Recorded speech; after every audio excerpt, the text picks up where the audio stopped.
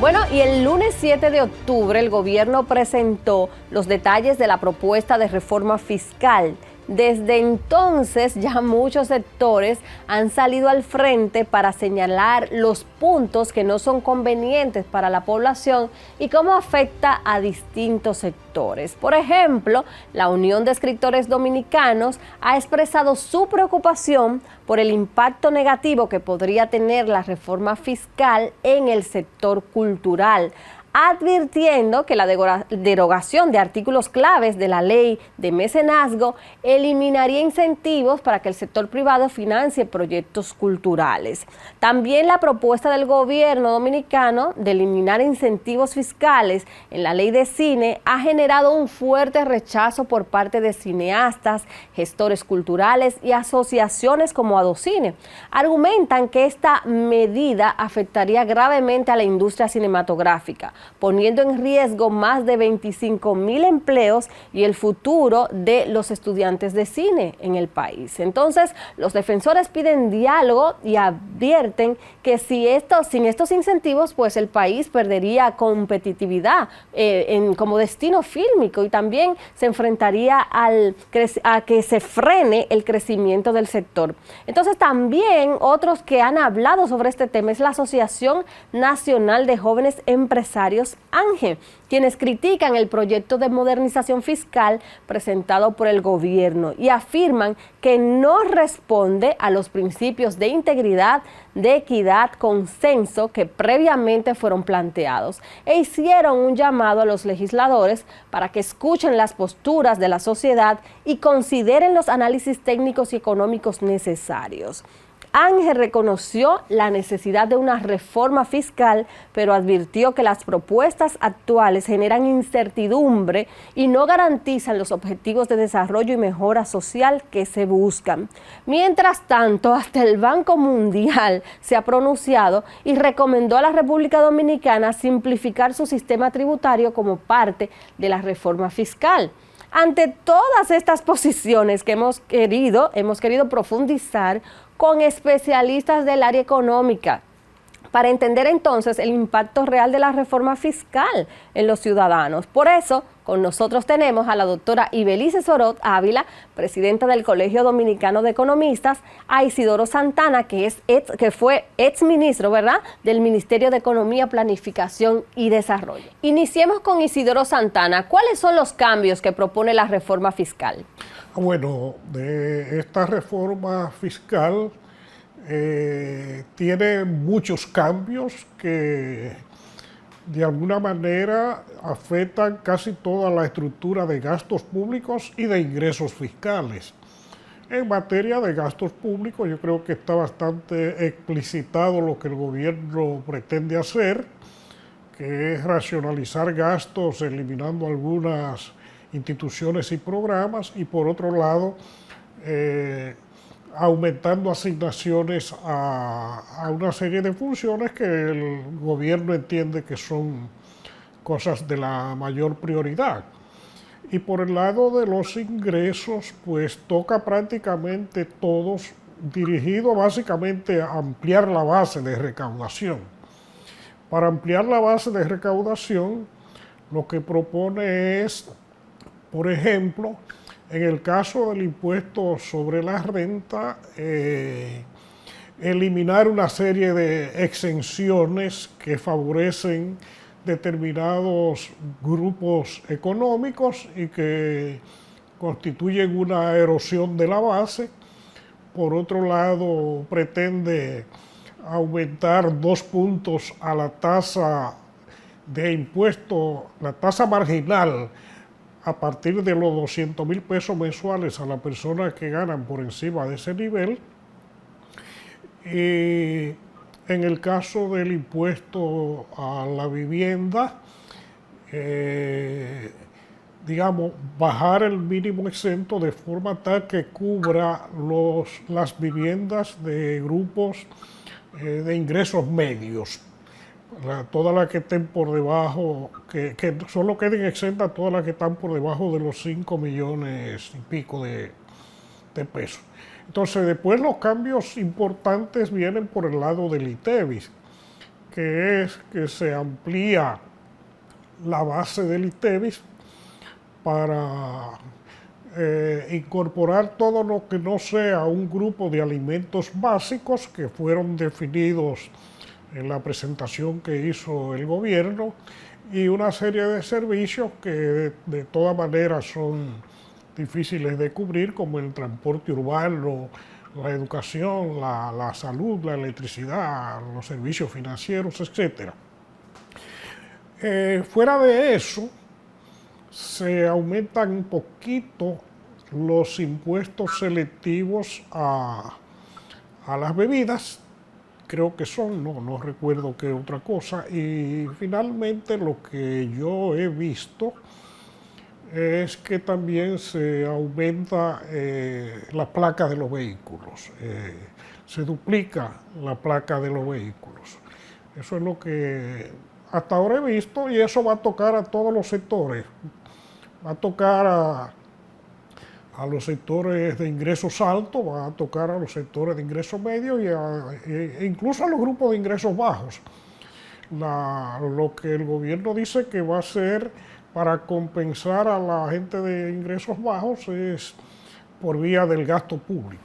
¿Y cuáles son esos cambios entonces que usted entiende que van a impactar de manera directa a los ciudadanos, señora Sorob? Por ejemplo, podríamos decir que el ITEVIS ahora se va a llamar IVA. Es lo mismo, aunque digan IVA, el impuesto al valor agregado. Ese es un impuesto regresivo porque nos afecta a todos por igual, sin importar las fuentes de ingresos. Ahí viene el ciudadano común, que tiene una canasta familiar bastante elevada, que si una sola persona trabaja en una casa de familia y gana el salario mínimo, no le va a alcanzar para suplir el costo de la canasta familiar. Todo eso va a estar afectado por el IVA. De una forma u otra, se dice también que los medicamentos, algunos alimentos, los abonos, los combustibles, insecticidas y otros bienes estarían exentos del impuesto. Para todos los demás se pagaría un 18%. O sea, se dice algunos alimentos, no se dice todos los alimentos. Entonces quiere decir que habría que revisar si esos alimentos son lo necesario para que un ciudadano se mantenga con los niveles de nutrición mínimos que nos permitan tener por lo menos una salud en condiciones de que podamos prever enfermedades futuras. O sea, que haya como una dieta alimenticia que puedan esos alimentos cubrir desayuno, comida, cena, las 5 comidas al día, etcétera, de manera que el dominicano que menos ingreso tiene, afecta a toda la población, se vea beneficiada de tener inclusive un patrón alimenticio sano. En ese aspecto se amplía la base de otros alimentos y ahí entonces eso nos va a afectar mucho más. Si no se hace paralelamente ese tipo de plan nutricional con esos alimentos que lo van a incluir para una alimentación sana, que estén exentos de impuestos. También se va a eliminar el anticipo para microempresas y personas físicas. Las empresas pequeñas y medianas pagarían el 40% y 60% respectivamente. Ahí es delicado el asunto, porque si nosotros también no ponemos en orden determinados roles que debe jugar un economista en cuanto a que se haga una planificación de los recursos escasos que tenemos, que cuando alguien invierta se garantice un retorno de esa inversión, que si es del gobierno sea un menor costo que beneficie a la mayoría, y si es de una empresa que le dé la mayor tasa interna de retorno, no importa que sea pequeña, mediana o una gran empresa. Entonces en ese aspecto tenemos que velar porque las fuentes de ingresos que se generen en todo el territorio nacional, que se encuentra muy ya delimitado por las regiones únicas de planificación, las mismas se puedan hacer planes, programas, proyectos de educación tributaria, de educación en todos los niveles de los sectores que demanda satisfacer las necesidades humanas. Ahora ya no hablamos de ITEVIS, ahora es del IVA, con el mismo 18%. Y el incremento de impuestos a ciertos bienes, ¿qué efectos inmediatos se esperan en el consumo y en la inflación, especialmente en un contexto donde los precios de productos básicos ya están presionados? Sí, mira, desde hace algunos años el mundo vive un ambiente inflacionario, la República Dominicana también, aunque últimamente ha mantenido bastante controlada la inflación. Obviamente, en la medida en que se aprueben estas cosas, todos los bienes y todos los servicios que queden afectados por los nuevos impuestos o por los impuestos, no vamos a decir por los nuevos impuestos, sino por los impuestos que existían, pero que no cubrían algunos sectores, pues sí van a subir de precio. De modo que ese impacto lo va a tener inmediatamente. ¿Cuáles podrían ser entonces las implicaciones a mediano y largo plazo para sectores como el turismo, la industria del cine y las zonas francas con la eliminación o ajuste de los incentivos fiscales? ¿Qué impacto podría tener esto para la inversión extranjera? Mira, yo no creo que va a tener gran impacto. Yo no creo que va a tener gran impacto porque ya la República Dominicana, tanto el turismo como la zona franca son sectores maduros que ya tienen su propia dinámica y eso no depende tanto de los impuestos que se le cobren. Mira, la verdad es que yo, que ya no soy tan joven, puedo decir que el empuje inicial para el desarrollo, sobre todo del turismo, no provino de la eliminación de impuestos, de la exoneración de impuestos, vino de que el Estado invirtió en infraestructura turística, sobre todo en la costa norte, en el primer polo que se desarrolló, que fue en Playa Dorada, en Puerto Plata, y de ahí se fue extendiendo, y de un programa de financiamiento que tenía el gobierno llamado Infratur, y eso fue, digamos, el empuje fundamental para el desarrollo del sector. La verdad es que a nadie le gusta pagar impuestos, vamos a ser francos, y los impuestos siempre son malos, algún efecto negativo tienen. Y si se trata de buscarle efectos negativos, al final el Estado no cobraría ningún impuesto. Pero si el Estado no cobra ningún impuesto, nunca va a poder cumplir sus funciones. Y aquí prácticamente todo el mundo se acostumbró a percibir que lo único que el Estado puede hacer en favor de cada sector es eximirle del pago de impuestos. Pero es que ya en el sector del cine ya han empezado las quejas. ¿Cuál será el impacto? Si tú le diste todo un 100%, en la medida que ellos vayan asumiendo y o sea, de forma que ellos se lleguen a una negociación de relaciones de ganar-ganar, que todos ganemos, en esa misma medida, gradualmente ellos se vayan involucrando, pero no quitarles todo así de golpe. Otra cosa es que leí en la propuesta de que se está hablando de que ese dinero se usará para proyectos de gran envergadura, como el tren metropolitano, el teleférico. ¿Consideran ustedes que el gobierno tiene la capacidad financiera y técnica para llevar todo esto a cabo sin comprometer la estabilidad fiscal, solo en base a la ampliación de recaudación que se haría con esta reforma? Mira, yo creo que aquí hay un problema sobre el cual los dominicanos tenemos que hacer conciencia. Una es que la sostenibilidad fiscal depende de varias cosas. Entre ellas, una es parar el crecimiento de la deuda pública. Otra es afrontar, bueno, vinculado con eso, el tema del déficit fiscal. Otra es aumentar la capacidad del Estado para proveer bienes públicos a la ciudadanía y sobre todo infraestructura y servicios. Yo creo que el gobierno se ha propuesto conseguir muchos objetivos con muy poco dinero, porque la verdad es que esta reforma lo que plantea es aumentar la presión fiscal 1,5% del producto, pero con 1,5% del producto lo que subiría es, digamos, que a un 15%. Y con un 15% no se hace gran cosa, porque imagínate tú nada más que en este país tenemos comprometido 4% con la educación. Los intereses de la deuda pública en general, incluyendo la cuasi fiscal, se llevan un 6% y ahí va un 10%.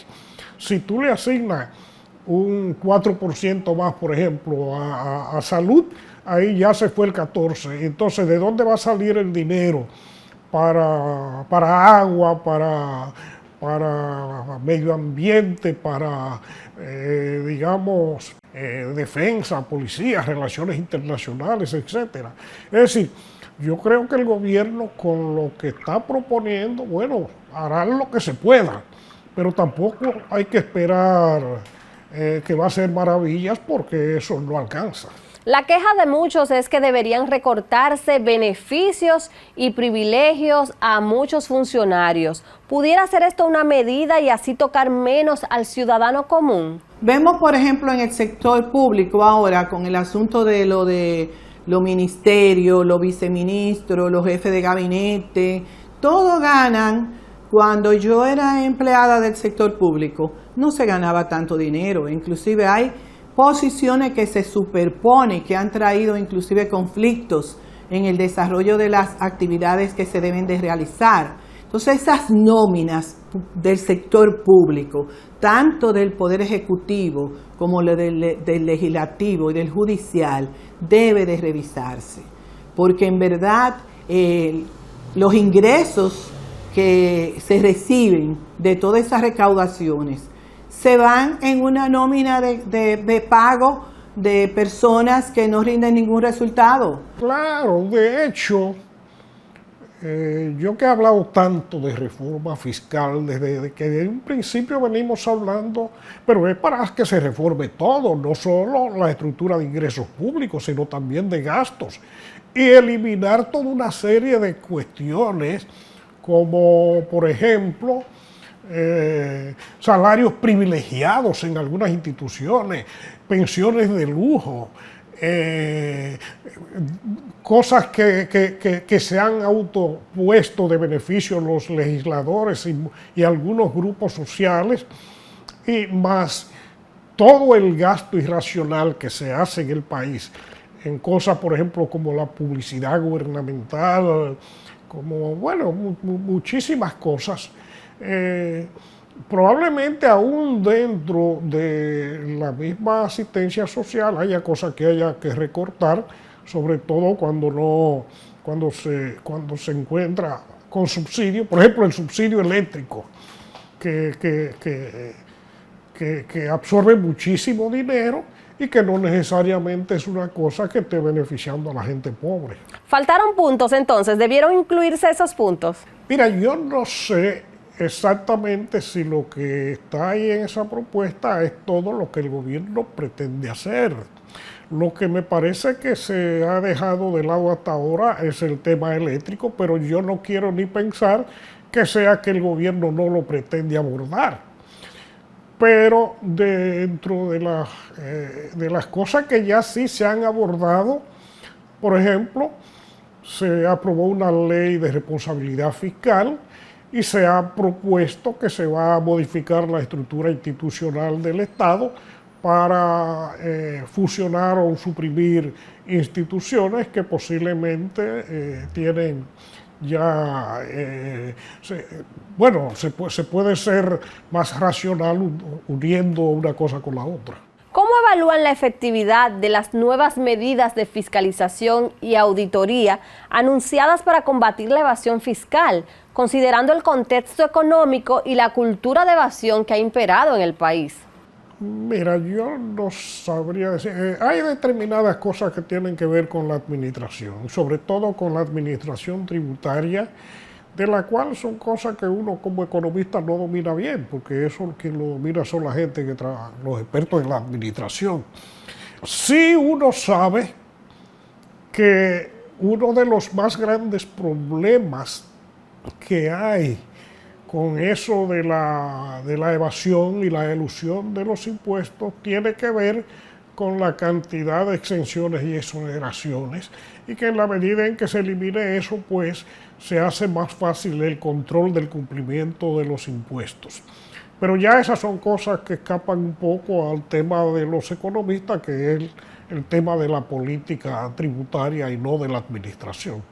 Yo le diría que ha habido como demasiado centralización en la toma de decisiones de esta propuesta. O sea, estas propuestas se han realizado ajenas como a las posiciones de los gremios, las posiciones de los economistas, de los contadores, de los abogados. Entonces es bueno que uno escuche las voces de las sociedades y de aquellas instituciones que representan a gremios, que representan al sentir del pueblo dominicano. Porque de una forma u otra, cuando se hacen cálculos con fórmulas y en oficinas en donde se presenta muy bonita la propuesta, por ejemplo, también vemos que si gana más de 200,000 pesos, pagaría ahora 27% de impuestos sobre la renta. Este es el 1% de los trabajadores dominicanos. ¿Qué podemos provocar con esto? Que ese 1% de los dominicanos termine yéndose del país. Porque la mayoría de esas personas o tienen visa americana, o tienen familiares fuera, o ven que no se le ofrece en el día a día una seguridad nacional.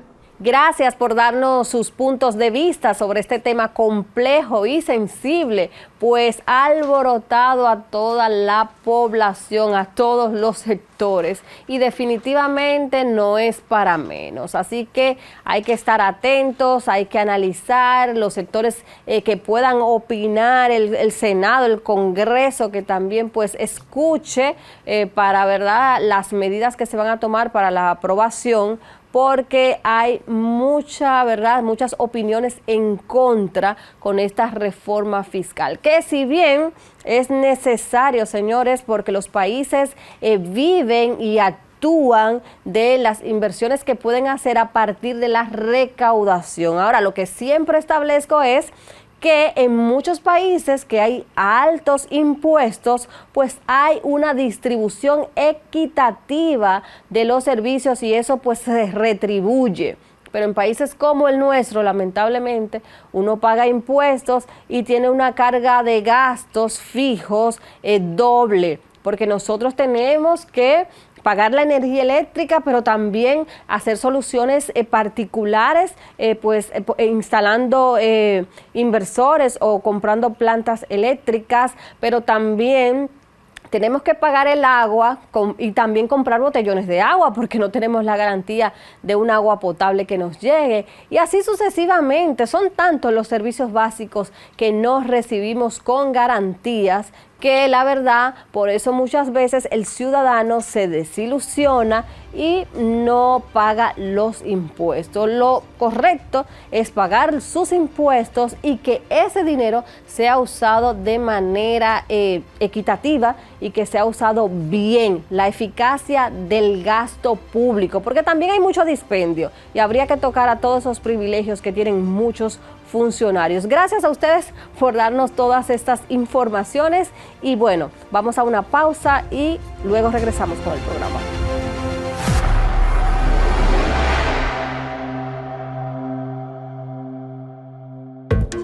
Para denuncias o hacer contacto con nosotros, escríbenos a todalaverdadbtv32@gmail.com.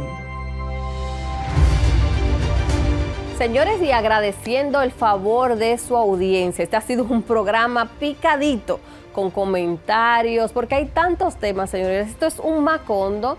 Este país está lleno de grandes historias, pero historias reales.